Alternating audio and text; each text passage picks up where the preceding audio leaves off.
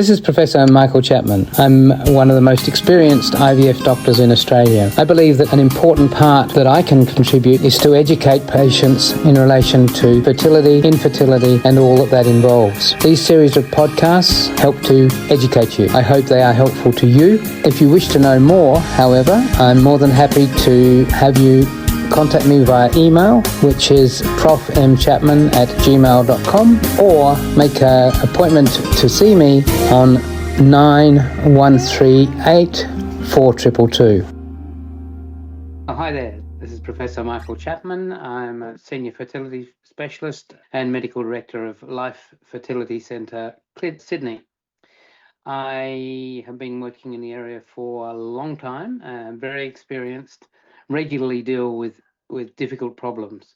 It's one of my joys to help people through situations where they've tried and tried again, and I have the opportunity to try and be helpful. But going back to basics is what I thought we might do tonight. So first of all, let's start with who needs IVF. Not every person or every woman who is having trouble getting pregnant needs IVF. I suppose that's my first message. There are clinics and clinicians, my colleagues, who you walk in the door and say you've got infertility, and they say IVF is the way forward. But for many of you, it will actually not be necessary to have IVF.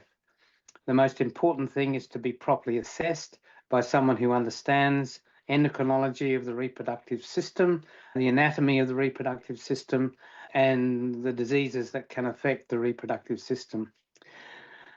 There will be people, women, both men and women, who, because of individual problems, will need IVF, but it's not the first step for most of you.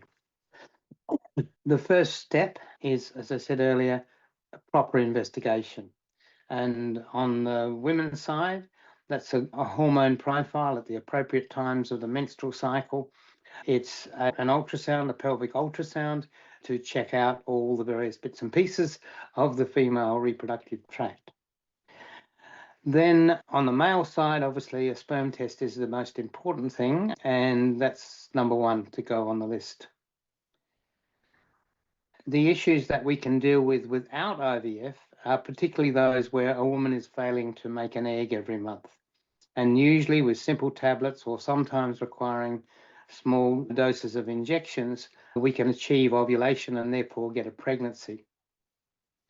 On the male side, when the sperm is low, we need to investigate further, and there are multiple number of tests that we can do. And on my previous podcasts, I think I went into male fertility in some depth, and it's worthwhile going back, finding that, as I go through it in great detail. Now, if, however, after the investigations, we find nothing wrong, then again, there are things to do before IVF. Intrauterine insemination, for instance, is one thing we can do to enhance pregnancy without having to go to IVF. But as time moves on, in terms of checking all of those things out and then trying the less invasive things, IVF then becomes the reality. It becomes more of a reality on the male side if there's a poor sperm count, because overall it's actually quite tricky to improve sperm counts. It's unusual for us to significantly improve low sperm counts.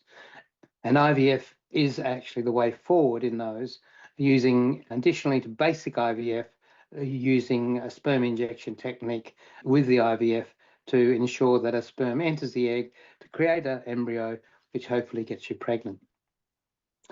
So the things that definitely take you to IVF after investigations, if you've got blocked fallopian tubes, then there's no way you're going to get pregnant other than IVF. That's actually what IVF was originally developed for in the 1970s, was for women with blocked tubes. That was the primary indication for IVF. These days, it still is an indication, but ultimately, probably only 10 or 15% of women who go through IVF actually have a tubal problem, a fallopian tube problem. The next group where we want to go to IVF on the women's side is where we've tried for 1 or 2 years and there's no obvious cause. We've tried intrauterine insemination.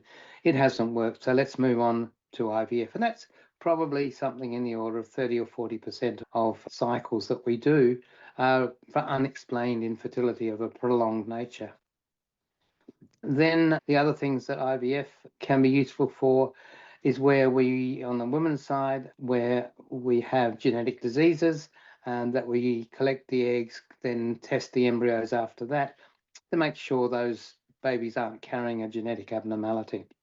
Very small percentage, but it's there. The other group that's increasing in number are single women and gay females who use donor sperm. And donor sperm is not an inexpensive commodity. And if you're going to use donor sperm, we generally recommend going down the IVF route rather than intrauterine insemination because the pregnancy rates per cycle are substantially higher. Recent data out of Australia suggests that as many as 15% of the IVF cycles in Australia are now being done in single women or couples.